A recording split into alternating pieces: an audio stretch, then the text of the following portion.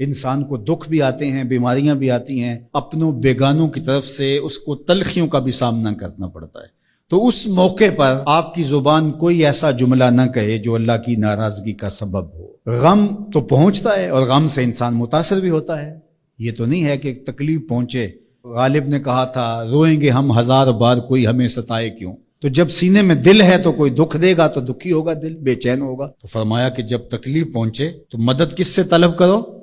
صبر سے، کہ اللہ مجھے توفیق صبر دے۔ روایت ہے کہ سلمان رضی اللہ تعالی عنہ حاضر ہوئے اور ان کے چہرے کے اوپر کوئی ایسے آثار تھے کہ جس طرح بہت بڑی پریشانی ہو۔ تو ان کو کہا کہ تمہارا جو دکھ ہے وہ اس کو کہو جو دکھ کا مداوع کر سکتا ہے، غم اسے کہو جو غم خار ہو، جو غم خار ہی نہ ہو اسے غم کہنے کا فائدہ۔ بعض اوقات لوگ خام خواہ بے چین ہوتے کہ میں کو پوچھے تمہیں کیا ہے، چہرے کے اوپر جو ہے وہ خشونت سجائے، چہرے کے اوپر جو ہے وہ اداسی سجائے۔ آپ کو صدمہ پہنچے تو بعض اوقات ٹھیک ہے، انسان بے بس ہو جاتا ہے، اس کے چہرے بشرے سے اس کا ظہور بھی ہوتا ہے، لیکن کچھ ایسی چیزیں جو چھپائی جا سکتی ہیں اس کو چھپائیں۔ ہنس کے پی جا تلخی ایام کو ناصر، غم کے سہنے میں بھی قدرت نے مزہ رکھا ہے۔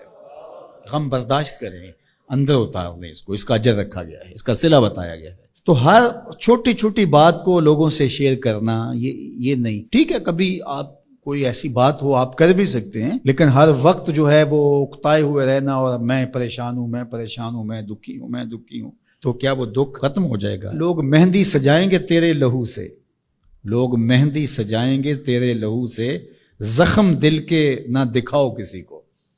لوگ تو اس سے طرح مذاق بھی اڑائیں گے، اور جب تم ہنستے ہو تو زمانہ تمہارے ساتھ ہنستا ہے، اور جب تم روتے ہو تو زمانہ تمہارے ساتھ نہیں روتا۔ اس لیے یہ آنسو بڑے قیمتی ہیں، وہی بہاؤ جہاں شان کریمی موتی سمجھ کے چن لے۔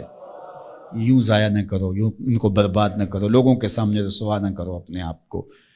تو صبر کے دامن کو تھامو، ایک تو تلقین یہ کی گئی، اور دوسرا کہا والصلاۃ، اور نماز کے ساتھ اللہ سے مدد طلب کرو۔ حضور علیہ السلام جب بھی کسی مشکل میں مبتلا ہوتے تو حضور نماز کے لیے کھڑے ہو جاتے، اور میں نے خود کئی مرتبہ تجربہ کیا ہے، جب کوئی تکلیف پیدا ہو تو آپ نماز پہ کھڑے ہو جائیں، تکلیف میں تخفیف پیدا ہو جاتی ہے۔ اور بدر سے سخت دن کیا ہو سکتا تھا جب کافر پورے لاؤ لشکر کے ساتھ آ گئے، اور حضور کے لیے عریش ایک چھپر بنا دیا گیا، اور آقا کہیں وہاں مصلی بچھائے ہیں اور رب کے حضور کھڑے ہیں۔ مشکل کے وقت جب کوئی سبب نہ رہے تو اس کے حضور آ جاؤ، وہ تمہاری ضرورتوں کا کفیل ہے۔ وَإِنَّهَا لَكَبِيرَةٌ إِلَّا عَلَى الْخَاشِعِينَ، اور یہ بہت بھاری ہے نماز پڑھنا اور صبر کرنا، لیکن جو اللہ کا خوف سینے میں پالنے والے لوگ ہیں، رکھنے والے لوگ ہیں، ان کے لیے مشکل نہیں ہے۔ بچے کو صبح اٹھائیں آپ نماز کے لیے تو وہ اٹھتا ہی نہیں ہے، بار بار کہہ کے اس کو اٹھانا پڑتا ہے، اور اس نے سوات کی سیر کے لیے جانا ہو اور دوستوں کو ٹائم دیا ہو، تہجد کے وقت ہی تیار ہو کے بیٹھ جاتا ہے۔ اس کا مطلب ہے کہ اس کو نماز کا شوق نہیں ہے، اس کا شوق تھا، جس کا شوق تھا اس کے لیے اٹھنا بھاری نہ ہوا۔ میرے والد گرامی سے کسی نے کہا جی جاگ نہیں آتی، تو فرمانے لگے صبح منڈی جانا ہو تو جاگ آ جاتی ہے، کچہریوں میں تاریخ ہو تو یاد آ جاتی ہے۔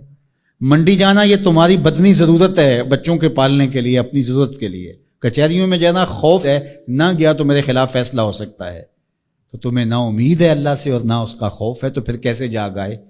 اور کسی نے کہا کہ حضور نماز پڑھنا چاہتا ہوں، جاگ نہیں آتی۔ اللہ اکبر، کہنے لگے ارادہ اگر پکا ہو تو نیند نہیں آتی، بار بار اٹھ کے ٹائم دیکھتے ہیں، وقت تو نہ گزر جائے۔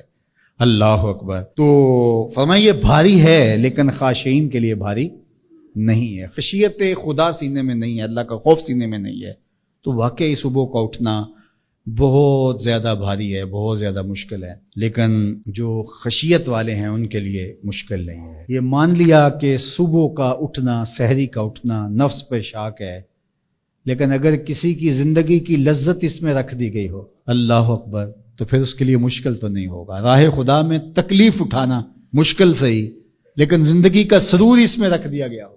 وہ مزہ دیا تڑپ نے میری آرزو ہے یا رب، میرے دونوں پہلوؤں میں دل بے قرار ہوتا۔